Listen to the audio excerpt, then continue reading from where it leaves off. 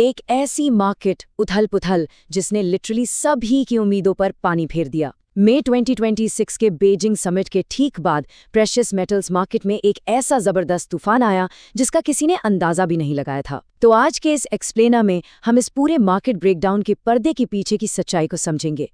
आखिर अचानक ऐसी एक्सट्रीम वोलेटिलिटी आई कहां से? चलिए सीधे डेटा पर चलते हैं। सिर्फ इस एक नंबर को देखिए, -10.59%। एक ही झटके में कॉमिक सिल्वर फ्यूचर्स इतना नीचे गिर गए। ये सिर्फ एक आंकड़ा नहीं है, ये एक पूरा शॉक था जिसने मार्केट पार्टिसिपेंट्स को हिलाकर रख दिया। सालों बाद सिल्वर में इतनी तेजी से ऐसी भारी गिरावट देखी गई। पर सवाल ये है कि ऐसा हुआ क्यों? तो आज के इस विश्लेषण में हम इन 6 पॉइंट्स पर बात करेंगे। पहला, द बीजिंग समिट क्रैश। फिर सिल्वर के डुअल डिमांड इंजन्स। तीसरा, द नो डील रियलिटी। चौथा, स्ट्रक्चरल सप्लाई डेफिसिट्स। पांचवां, लेट 2026 के लिए आउटलुक। और आखिर में इन्वेस्टर्स के लिए कुछ जरूरी रिकमेंडेशंस। तो शुरुआत करते हैं पहले हिस्से से, द बीजिंग समिट क्रैश, यानी उस 7% प्रीमियम का अचानक से गायब हो जाना। अब इस टाइमलाइन को जरा ध्यान से देखिए, पूरी पिक्चर क्लियर हो जाएगी। 11 मई को सिल्वर अपने $86.10 के पीक पर था। क्यों? क्योंकि मार्केट्स ने उम्मीद में पहले ही एक मैसिव 7% ट्रेड प्रीमियम जोड़ लिया था। सबको लग रहा था कोई बड़ी डील होने वाली है। लेकिन 13 से 15 मई के बीच ट्रंप सी समिट बिना किसी फॉर्मल ट्रेड डील के ही खत्म हो गया। और इसका नतीजा 16 मई आते आते सिल्वर बुरी तरह क्रैश होकर $76.30 पर आ गिरा। इंडिया में भी MCX पर देखें तो 1 किलो पर करीब 20,040 रुपए का भारी नुकसान हुआ। जब उम्मीद टूटती है ना, तो मार्केट का रिएक्शन बिल्कुल ऐसा ही वायलेंट होता है। अब आते हैं दूसरे पॉइंट पर, सिल्वर्स डुअल डिमांड इंजन्स। आखिर सिल्वर पर गोल्ड से ज्यादा असर क्यों पड़ा? देखिए, इन दोनों प्रेशियस मेटल्स की फितरत में एक बहुत बड़ा फर्क है। गोल्ड की जो 95% डिमांड है वो मॉनेटरी और सेफ हेवन पर्पसेस के लिए होती है। तो जब भी दुनिया में टेंशन बढ़ती है, लोग गोल्ड की तरफ भागते हैं। लेकिन सिल्वर लगभग 60% अपनी इंडस्ट्रियल डिमांड पर निर्भर करता है। यही सबसे बड़ी वजह है कि समिट फेल होने पर गोल्ड तो अपनी जगह दिखता रहा, पर सिल्वर, जो ग्लोबल मैन्युफैक्चरिंग पर इतना हेविली डिपेंडेंट है, वो पूरी तरह टूट गया। इस डोनट चार्ट को देखिए, सिल्वर की 60% डिमांड सीधे उन इंडस्ट्री से आती है जैसे सोलर पैनल्स, EVs और सेमीकंडक्टर्स। और सबसे बड़ा मुद्दा यह है कि इन सभी की supply chains US China trade flows पर बहुत डीपली डिपेंड करती हैं। जब दोनों देशों में एक अग्रीमेंट की उम्मीद थी तो ये इंडस्ट्रियल प्रीमियम ऊपर चला गया। लेकिन जैसे ही नो डील की खबर आई, ट्रेड फ्लोज पर सवाल उठने लगे और ये इंजन तुरंत स्टॉल हो गया। ये बिल्कुल वैसा है जैसे गाड़ी चल रही थी और अचानक किसी ने ब्रेक मार दिया हो। चलिए बढ़ते हैं तीसरे हिस्से की तरफ, द नो डील रियलिटी। एक ऐसा महातूफान जहां 5 ताकतें एक साथ टकराईं। सच कहूं तो ये सिर्फ एक बुरी खबर का असर नहीं था, ये एक परफेक्ट स्टॉर्म था। 5 बड़ी मैक्रो फोर्सेस एक ही वक्त पर आकर हिट हुईं। पहला, ट्रंप सी समिट का बिना डील के खत्म होना।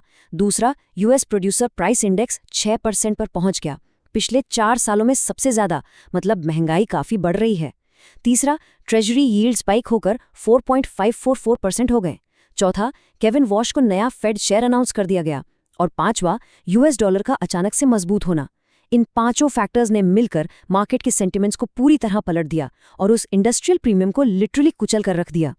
काउंसिल ऑन फॉरेन रिलेशंस के इस स्टेटमेंट पर जरा गौर कीजिए, a strategic stability framework, not a new deal. इसका मतलब बिल्कुल साफ है, इस समिट ने थोड़ी बहुत प्रिडिक्टेबिलिटी जरूर दी, लेकिन कोई नया फॉर्मल टैरिफ ट्रूज एक्सटेंड नहीं किया।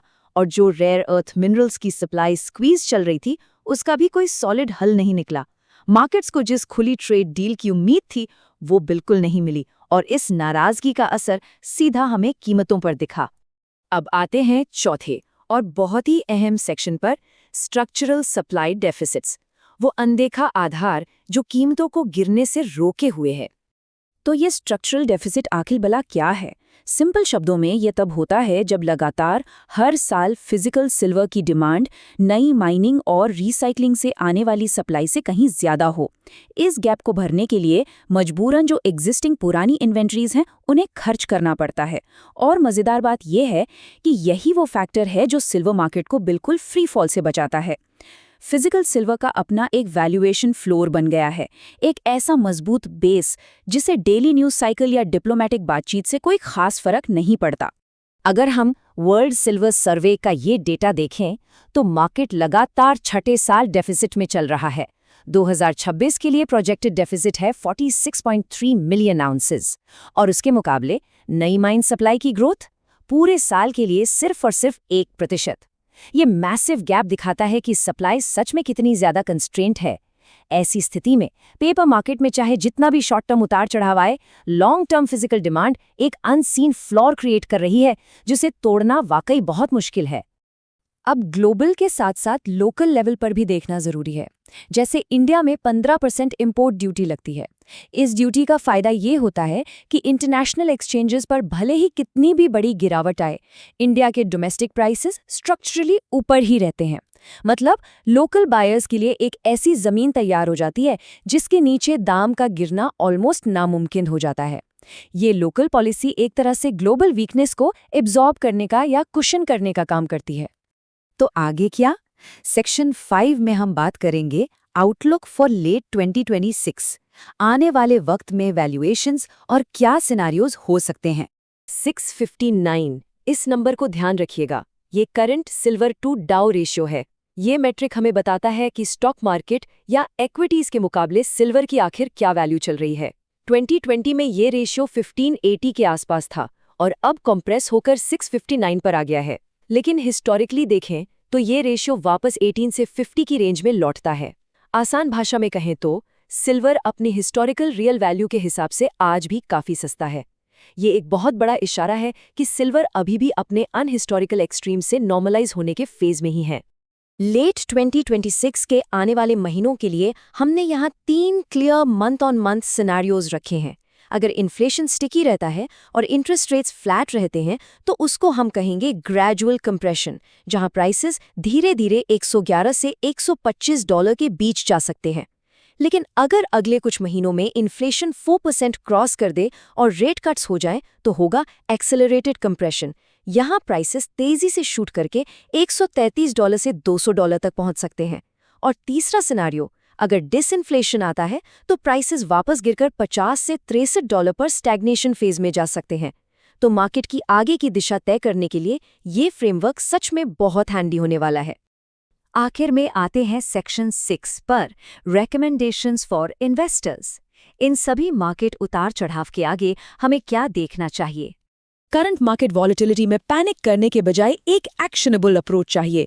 पहला कदम इन शॉर्ट टर्म ट्रेड न्यूज और इंडस्ट्रियल करेक्शंस को लॉन्ग टर्म स्ट्रक्चरल डेफिसिट से अलग करके देखना सीखें। यह सिर्फ एक टेम्पररी डिप हो सकता है। दूसरा, फेडरल रिजर्व के आने वाले सिग्नल्स पर बिल्कुल बाज जैसी नजर रखें क्योंकि रेट चेंजेस का सीधा असर पड़ने वाला है।